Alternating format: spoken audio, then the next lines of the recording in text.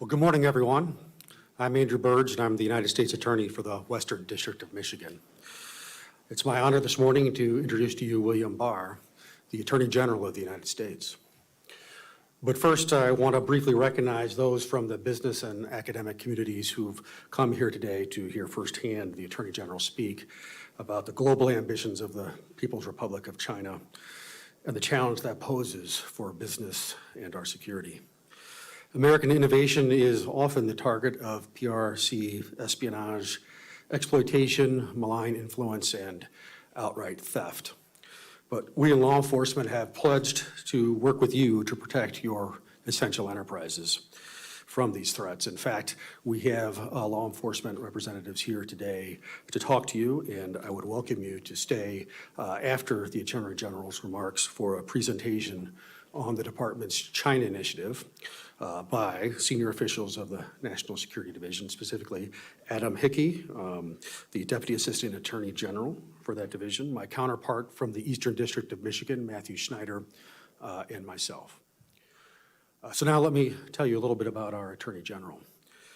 Occasionally, our country has the good fortune of seeing inspired leaders rise through the ranks of public service, step away to take on leadership roles in the private sector, only to come back when we needed them. Attorney General Barr's career is punctuated by repeated calls to serve that he has answered.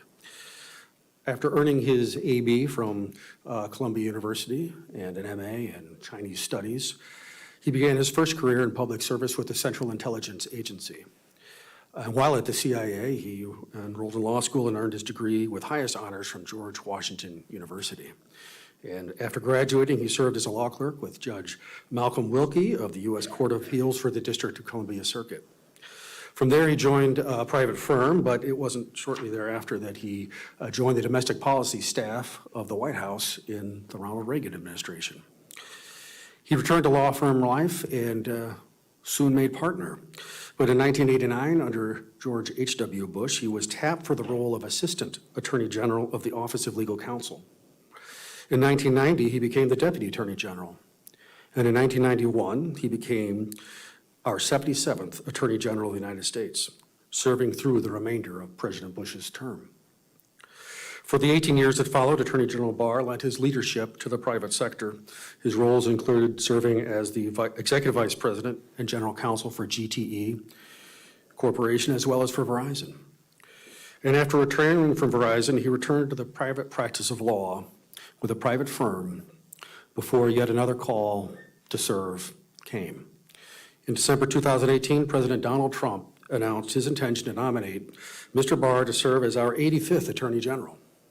After Senate confirmation, Chief Justice John Roberts administered the oath, and Attorney General Barr became one of only two people in American history to serve twice in this role. So please join me now in welcoming Attorney General William Barr.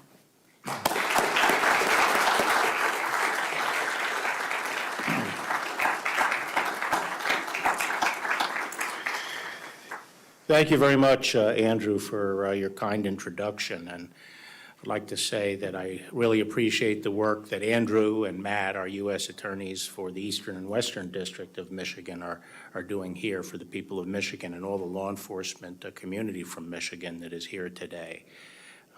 We really appreciate your work. And as Andrew said, after my remarks, they're going to put on a presentation on the China initiative, which I think you'd find very interesting. So if you have the time, I urge you to stay for that. And I'd like to thank the leadership and staff of the Gerald R. Ford Presidential Museum, especially Elaine Didier, for hosting this event. And also thank the Ford Presidential Foundation and its executive director, Joe Calvaruso. Even under normal circumstances, it's hard to put together an event like this, but in the current circumstances, it's especially challenging, and I really appreciate it. And I really appreciate all of you who've come. I know many have come from around the state, and I appreciate the effort that was made to be here for these remarks. I was last in Grand Rapids maybe 30 years ago, John. John Smetanka from here was one of my principal deputies when I was Deputy Attorney General and stayed on while I was Attorney General. He was the U.S. Attorney here in the Western District. So, John, it's great to see you here. I feel a special bond to the Ford administration, so it's appropriate to be here today for these remarks, because I started out in the CIA in 1973, and then President Ford took office, and because of what was going on at the agency, I had the privilege of working closely with many of the superb people that he brought into government, many of whom I had the opportunity to work with over the years, and several of whom were my mentors. One of the people I met was the Attorney General at that time, Ed Levy, who President Ford had made Attorney General, and his portrait is up in my conference room, and his grandson, Will Levy, is my Chief of Staff. So, as I say, I feel especially close to the Ford administration. While I wasn't a political appointee in that administration, many of the political appointees I've worked with over the years were really cut their teeth during the Ford administration. I'm privileged to speak here today about what may prove to be the most important issue for our nation and the world in the 21st century, and that is the United States response in the global ambitions to the global ambitions of the Chinese Communist Party. The CCP rules with an iron fist over one of the great ancient civilizations of the world. It seeks to leverage the immense power, productivity, and ingenuity of the Chinese people to overthrow the rule-based international system and to make the world safe for dictatorship. How the United States responds to this challenge will have historic implications and will determine whether the United States and its liberal democratic allies will continue to shape their own destiny, or whether the CCP and its autocratic tributaries will control the future.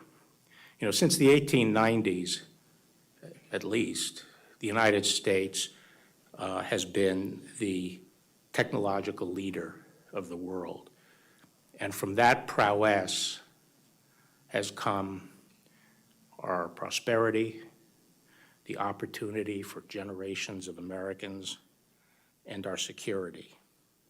It's because of that that we were able to play such a pivotal role in world history by turning back the threat of fascism and the threat of communism. What's at stake these days is whether we can maintain that leadership position and that technological leadership. Are we going to be the generation that has allowed that to be stolen, which is really stealing the future of our children and our grandchildren? Several weeks ago, the National Security Advisor, Robert O'Brien, spoke about the CCP's ideology and global ambitions. He declared, and I agree, that the days of American passivity and naivete regarding the People's Republic of China are over. And last week, the FBI Director, Chris Wray, described how the CCP pursues its ambitions through the nefarious and even illegal conduct, including industrial espionage, theft, extortion, cyber attacks, and malign influence activities. In the coming days, you will hear from Secretary Mike Pompeo, who will sum up what is at stake for the United States and the free world. Now, Chris Wray told me that shortly after his speech last week, one of the leaders of the Chinese Communist Party pronounced that his speech was particularly disgusting. I told him that I was going to aim today to be despicable. But I'll settle for especially disgusting. But no matter how the Chinese seek to characterize it, I do hope that my speech and Mike Pompeo's speech will encourage the American people to reevaluate their relationship with China so long as it continues to be ruled by the Chinese Communist Party. It is fitting that we're here today at the Ford Presidential Museum. Gerald Ford served in the highest echelons of the government at the dawn of America's re-engagement with China, which began obviously with President Nixon in 1972. And 3 years later, in 1975, President Ford visited China for a summit with PRC leaders, including Mao Zedong. At the time, it was unthinkable that China would emerge after the Cold War as a near-peer competitor of the United States. And even then, there were signs of China's immense latent power.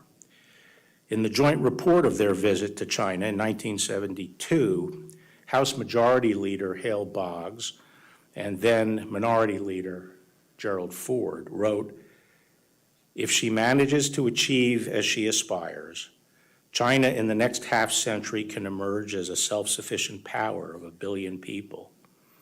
This last impression of the reality of China's colossal potential is perhaps the most vivid of our journey.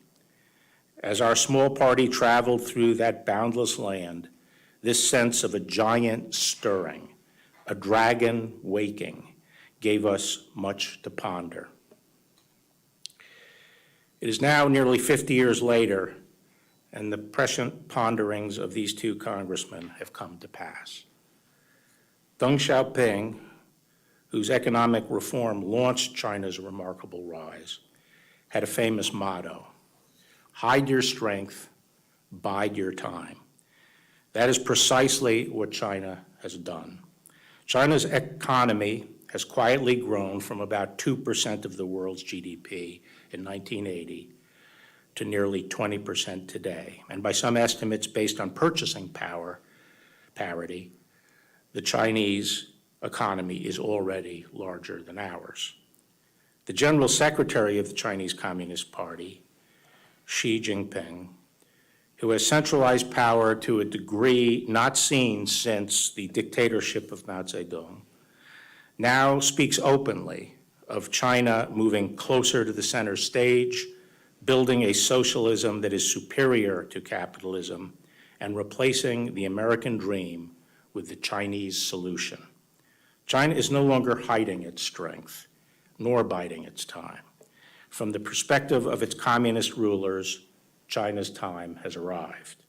The People's Republic of China is now engaged in an economic blitzkrieg, an aggressive, orchestrated, whole of government, indeed whole of society campaign to seize the commanding heights of the global economy and to surpass the United States as the world's preeminent technological superpower. A centerpiece of this effort is the Chinese Communist Party's Made in China 2025 initiative, a plan for PRC domination of high-tech industries like robotics, advanced information technology, aviation, electric vehicles, and many other technologies. Backed by hundreds of billions of dollars in subsidies, this initiative poses a real threat to U.S. technological leadership. Despite World Trade Organization rules prohibiting quotas for domestic output, Made in China 2025 sets targets for domestic market share, sometimes as high as 70%, in core components and basic materials for industries, such as robotics and telecommunications.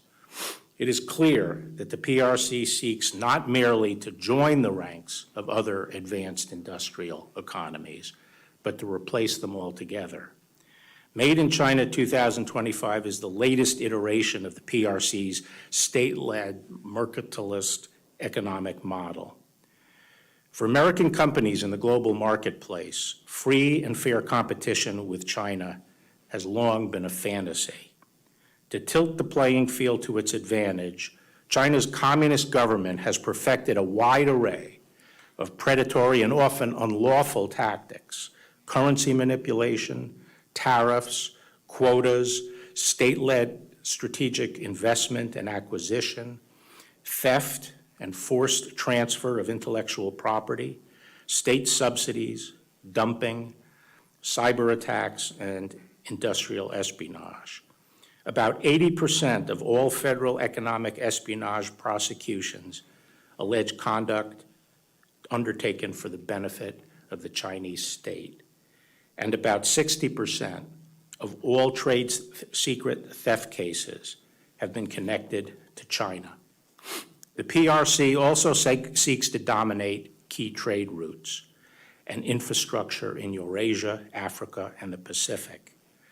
In the South China Sea, for example, through which about 1/3 of the world's maritime trade passes, the PRC has asserted expansive and historically dubious claims to nearly the entire waterway, flouted the rulings of international courts, built artificial islands and placed military outposts on them, and harassed its neighbors, ships, and fishing boats. Another ambitious project to spread its power and influence is the PRC's Belt and Roads Infrastructure Initiative. Although billed as foreign aid, in fact, these investments appear designed to serve the PRC's strategic interests and domestic economic needs. For example, the PRC has been criticized for loading poor countries up with debt, refusing to renegotiate terms, and then taking control of the infrastructure itself, as it did with the Sri Lankan port of Hambantota in 2017. This is little more than a form of modern-day colonialism. Just as consequential, however, are the PRC's plans to dominate the world's digital infrastructure through its Digital Silk Road initiative.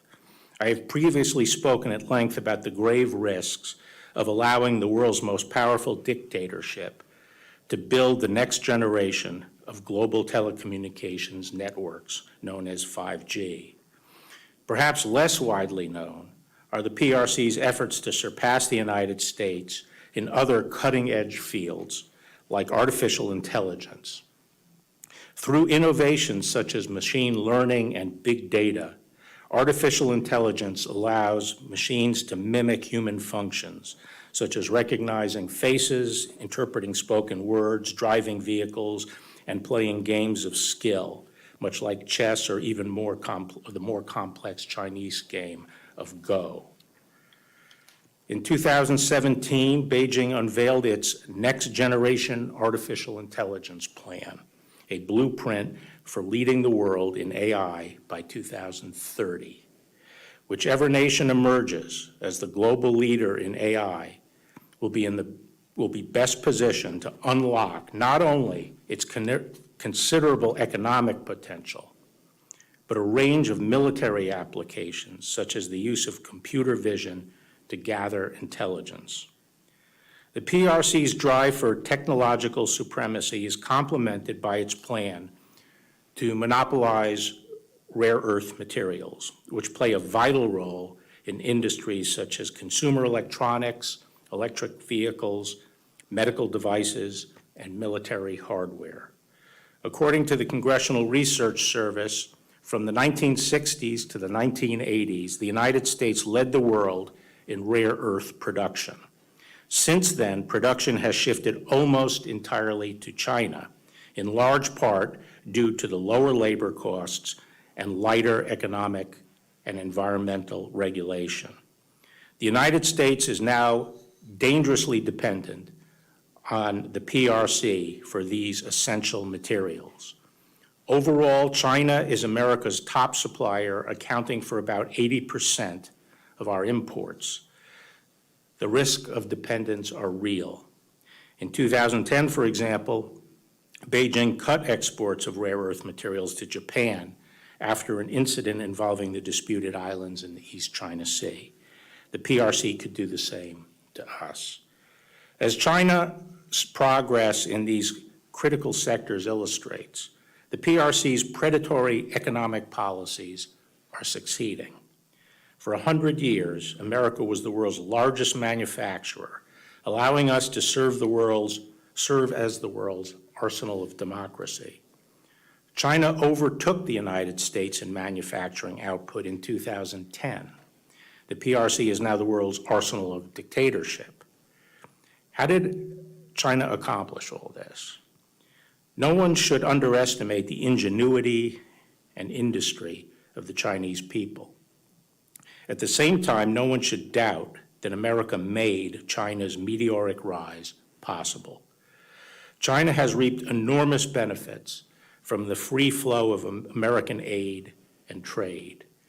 In 1980, Congress granted the PRC Most Favored Nation trading status.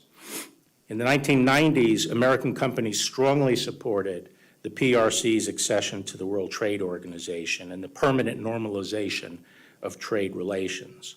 Today, U.S.-China trade totals about $700 billion. Last year, Newsweek ran a cover story titled, "How America's Biggest Companies Made China Great Again."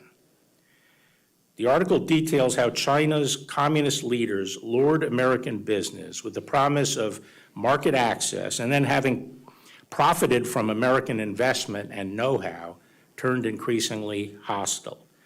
The PRC used tariffs and quotas to pressure American companies to give up their technology and form joint ventures with Chinese companies. Regulators then discriminated against American firms using tactics like holding up permits. Yet few companies, even Fortune 500 giants, have been willing to bring formal trade complaints for fear of angering Beijing. Just as American companies have become dependent on Chinese markets, the United States as a whole now relies on the PRC for many vital goods and services. The COVID-19 pandemic has shone a spotlight on that dependency. For example, China is the world's largest producer of certain protective equipment, such as face masks and medical gowns. In March, as the pandemic spread around the world, the PRC hoarded the masks for itself, blocking producers, including American companies, from exporting them to other countries that needed it. It then attempted to exploit the shortage for propaganda purposes, shipping limited quantities of often defective equipment, and then requiring foreign leaders to publicly thank Beijing for these shipments. China's dominance of the world's markets for medical goods goes beyond masks and gowns.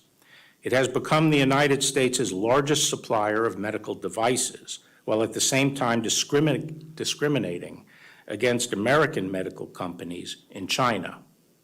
China's government has targeted foreign firms for greater regulatory scrutiny, instructed Chinese hospitals to buy products made in China, and pressured American firms to build factories in China where their intellectual property is more vulnerable to theft. As one expert has observed, American medical device manufacturers are effectively creating their own competitors. America has also depends on Chinese supply chains in other vital sectors, especially pharmaceuticals. America remains the global leader in drug discovery, but China is now the world's largest producer of active pharmaceutical ingredients known as APIs. As one Defense Health Agency official noted, should China decide to limit or restrict the delivery of APIs on the United States, it could result in severe shortages of pharmaceuticals for both domestic and military uses. To achieve dominance in pharmaceuticals, China's rulers went to the same playbook that they've used to gut other American industries. In 2008, the PRC designated pharmaceutical production as a high-value added industry and boosted Chinese companies with subsidies and export tax rebates. Meanwhile, the PRC has systematically preyed on American companies. American firms' well-known obstacles in the Chinese health market include drug approval delays, unfair pricing limitations, IP theft, and counterfeiting. Chinese nationals working as employees at pharma companies have been caught stealing trade secrets both in America and in China. And the CCP has long engaged in cyber espionage and hacking of U.S. academic medical centers and healthcare companies. In fact, PRC-linked hackers have targeted American universities and firms in a bid to steal the IP related to coronavirus treatments and vaccines, sometimes disrupting the work of our researchers. Having been caught covering up the coronavirus outbreak, Beijing is desperate for a public relations coup and may hope that it will be able to claim credit for any medical breakthroughs. As all of these examples should make clear, the ultimate ambition of China's rulers isn't to trade with the United States. It is to raid the United States. If you are an American business leader, appeasing the PRC may bring short-term rewards. But in the end, the PRC's goal is to replace you.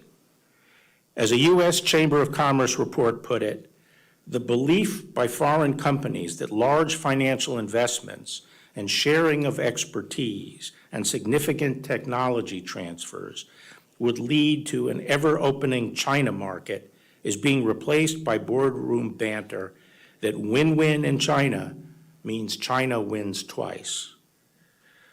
Although Americans hope that trade and investment would liberalize China's political system, the fundamental character of the regime has never changed. As its ruthless crackdown of Hong Kong demonstrates once again, China is no closer to democracy today than it was in 1989 when tanks confronted pro-democracy protesters in Tiananmen Square. It remains an authoritarian, one-party state in which the Chinese Communist Party wields absolute power, unchecked by popular elections, the rule of law, or an independent judiciary. The CCP surveils its own people and assigns them social credit scores, employs an army of government censors, tortures dissidents, and persecutes religious and ethnic minorities, including 1 million Uyghurs detained in indoctrination and labor camps. If what happened in China stayed in China, that would be bad enough. But instead of America's changing China, China is leveraging its economic power to change America. As this administration's China strategy recognizes, the CCP's campaign to compel ideological conformity does not stop at China's borders. Rather, the CCP seeks to extend its influence around the world, including on American soil. All too often, for the sake of short-term profits, American companies have succumbed to that influence, even at the expense of freedom and openness in the United States. Sadly, examples of American business bowing to China are legion. Take Hollywood. Hollywood's actors, producers, and directors pride themselves on celebrating freedom and the human spirit. And every year at the Academy Awards, Americans are lectured about how this country falls short of Hollywood's ideals of social justice. But Hollywood now regularly censors its own movies to appease the Chinese Communist Party, the world's most powerful violator of human rights. This censorship infects not only the versions of movies that are released in China, but also many that are shown in the United States theaters to American audiences. For example, the hit movie World War Z depicts a zombie apocalypse caused by a virus. The original version of the film reportedly contained a scene with characters speculating that the virus may have originated in China. But the studio, Paramount Pictures, reportedly told producers to delete the reference to China in the hope of landing a Chinese distribution deal. The deal never materialized. In the Marvel Studios blockbuster Doctor Strange, filmmakers changed the nationality of the major character known as the Ancient One, a Tibetan monk in the comic book, changed it from Tibetan to Celtic. When challenged about this, a screenwriter explained that if you acknowledge that Tibet is a place and that he's Tibetan, you risk alienating 1 billion people. Or as the Chinese government might say, we're not going to show your movie because you decided to get political. These are just two examples of the many Hollywood films that have been altered one way or another to please the CCP. National Security Advisor O'Brien offered even more examples in his remarks. But many more scripts never see the light of day because writers and producers know not to test the limits.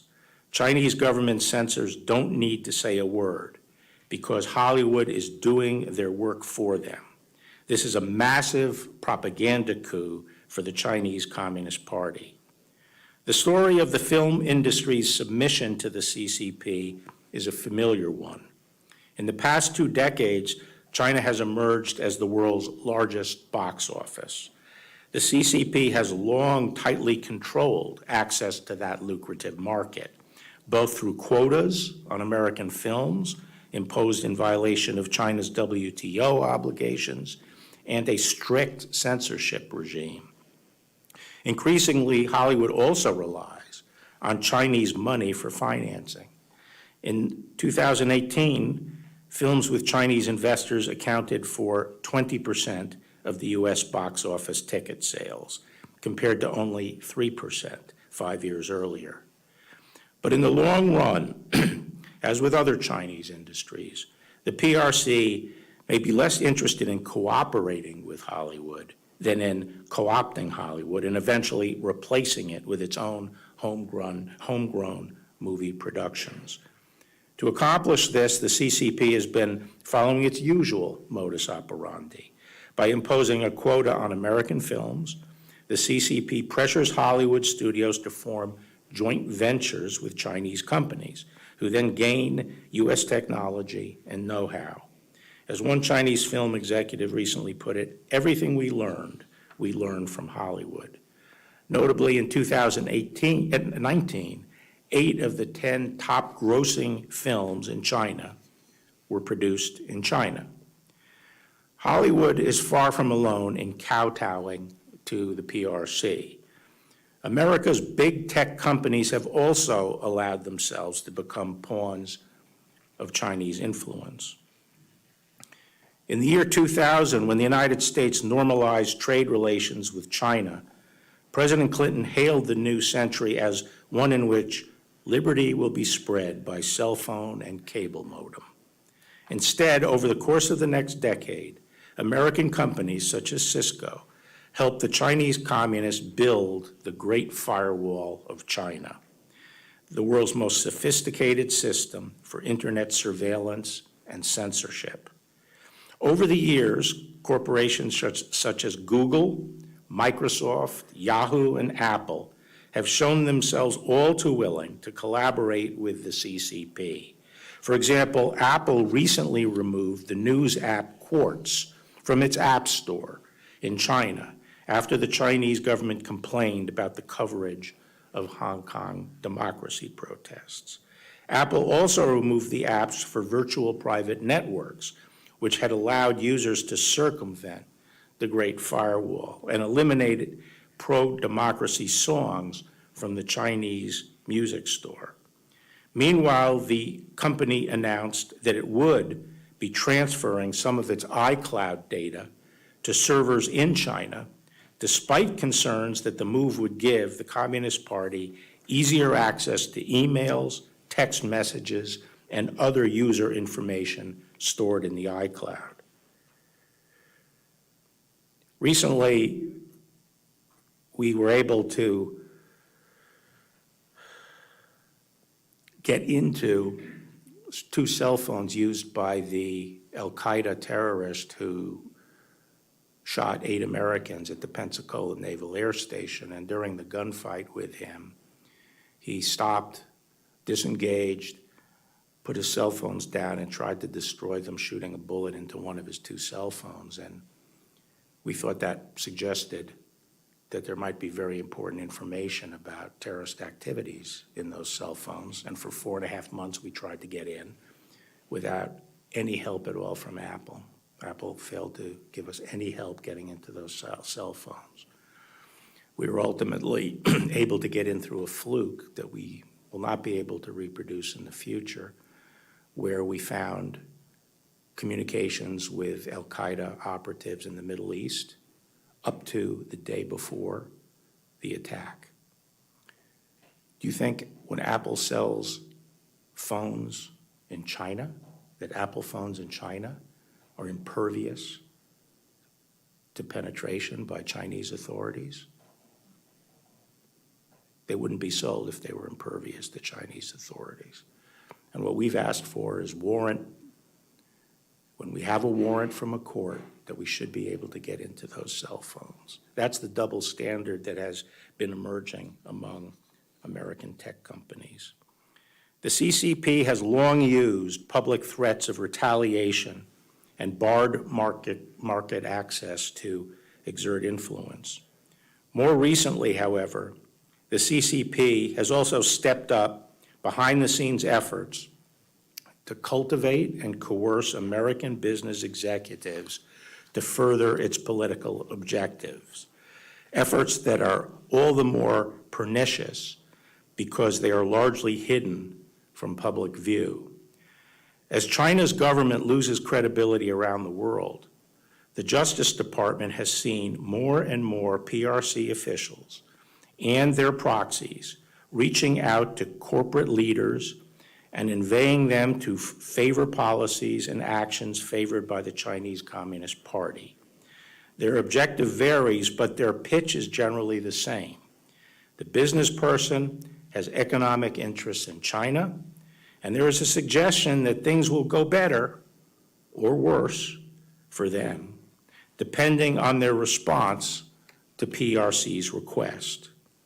Privately pressuring and courting American corporate leaders to promote policies or U.S. politicians presents a significant threat because hiding behind American voices allows the Chinese government to elevate its influence campaigns and put a friendly face on its pro-regime policies.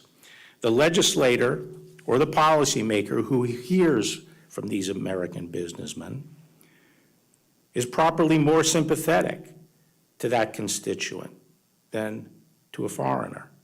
And by masking its participation in our political process, the PRC avoids accountability for its influence efforts and the public outcry that might result if its lobbying were exposed. America's corporate leaders might not think of themselves as lobbyists. You might think, for example, that cultivating a mutually beneficial relationship is just part of guangxi, the system of influential social networking necessary to do business in the PRC.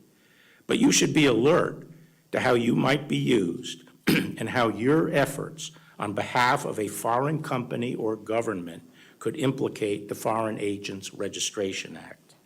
FARA does not prohibit any speech or conduct, but it does require those who are acting as agents of foreign principals to publicly disclose that relationship and their political or other similar activities by registering with the Justice Department, allowing the audience to take into account the origin of the speech when evaluating credibility.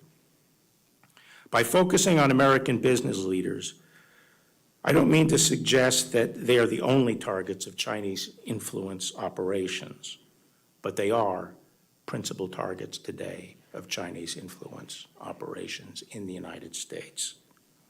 The Chinese Communist Party also seeks to infiltrate, censor, or co-opt American academic and research institutions. For example, dozens of American universities host Chinese government-funded Confucian institutes, which have been accused of pressuring host universities to silence discussion or cancel events on topics considered controversial by Beijing. Universities must stand up for each other, refuse to let the CCP dictate research efforts or suppress diverse voices, support colleagues and students who wish to speak their minds, and consider whether any sacrifice of academic integrity or freedom is worth the price of appeasing the CCP's demands. In a globalized world, American corporations and universities alike may view themselves as global citizens rather than as American institutions.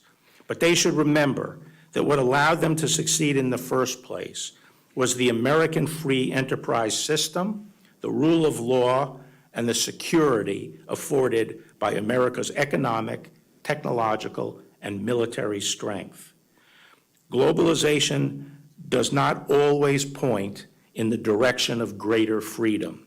A world marching to the beat of the communist Chinese drum will not be a hospitable one for institutions that depend on free markets, free trade, or the free exchange of ideas. There was a time when American companies understood that they saw them and understood this, and they saw themselves as American and proudly defended American values. In World War II, for example, the iconic American company Disney made dozens of public information films for the government, including training videos to educate American sailors on navigation tactics. During the war, over 90% of Disney's employees were devoted to the production of training and public information films. To boost the morale of America's troops, Disney also designed insignia that appeared on planes, trucks, flight jackets, and other military equipment used by American and Allied forces. I suspect that Walt Disney would be disheartened to see how the company he founded deals with foreign dictatorships today. When Disney produced Kundun, the 1997 film about the PRC's oppression of the Dalai Lama, the CCP objected to the project and pressured Disney to abandon it. Ultimately, Disney decided that it couldn't let a foreign power dictate whether it would distribute a movie in the United States. But that moment of courage wouldn't last. After the CCP banned all Disney films in China, the company lobbied hard to regain access, and the CEO apologized for Kundun, calling it a stupid mistake. Disney then began courting the PRC to open a $5.5 billion theme park in Shanghai. As part of that deal, Disney agreed to give the Chinese government officials role in its management. Of the park's full-time employees, 300 are active members of the Communist Party, and they reportedly display hammer and sickle insignia on their desks and attend party lectures at the facility during business hours. Like other American companies, Disney may eventually learn the hard way the cost of compromising its principles. Soon after Disney opened its park in Shanghai, a Chinese-owned theme park popped up a couple of hundred miles away, featuring characters that, according to news reports, look suspiciously like Snow White and other Disney trademarks. American companies must understand the stakes. The Chinese Communist Party thinks in terms of decades and centuries, while we tend to focus on the next quarter's earning report. But if Disney and other American corporations continue to bow to Beijing, they risk undermining both their own future, competitiveness, and prosperity, as well as the classical liberal order that has allowed them to thrive. During the Cold War, Lewis Powell, later Justice Powell, sent an important memorandum to the U.S. Chamber of Commerce. He noted that the free enterprise system was under unprecedented attack and urged American companies to do more to preserve it. The time has come, he said. Indeed, it is long overdue for the wisdom, ingenuity, and resources of American business to be marshaled against those who would destroy it. So too today. The American people are more attuned than ever to the threat that the Chinese Communist Party poses not only to our way of life, but to our very lives and livelihoods. And they will increasingly call out corporate appeasement. If individual companies are afraid to take a stand, there is strength in numbers. As Justice Powell wrote, strength lies in organization, in careful long-range planning and implementation, in consistency of action over an indefinite period of years, in the scale of financing available only through joint efforts, and in the political power available only through united action and national organization. Despite years of acquiescence in communist authorities in China, America's tech companies may finally be finding their courage through collective action. Following the recent imposition of the PRC's draconian national security law in Hong Kong, many big tech companies, including Facebook, Google, Twitter, Zoom, and LinkedIn, reportedly announced that they would temporarily suspend compliance with government requests for user data. True to form, communist officials have threatened imprisonment for non-compliant company employees. We will see if these companies hold firm and how long they hold firm. We hope they do. If they stand together, they will provide a worthy example for other American companies in resisting the Chinese Communist Party's corrupt and dictatorial rule. The CCP has launched an orchestrated campaign across all of its many tentacles in Chinese government and society to exploit the openness of our institutions in order to destroy them. To secure a world of freedom and prosperity for our children and our grandchildren, the free world will need its own version of a whole-of-society approach in which the public and private sectors maintain their separation but work together collaboratively to resist domination and to win the contest for the commanding heights of the global economy. America has done that before, and if we rekindle our love and devotion of our country and each other, I am confident that we, the American people, the American government, and American business together can do it again. Our freedom depends on it. Thank you very much.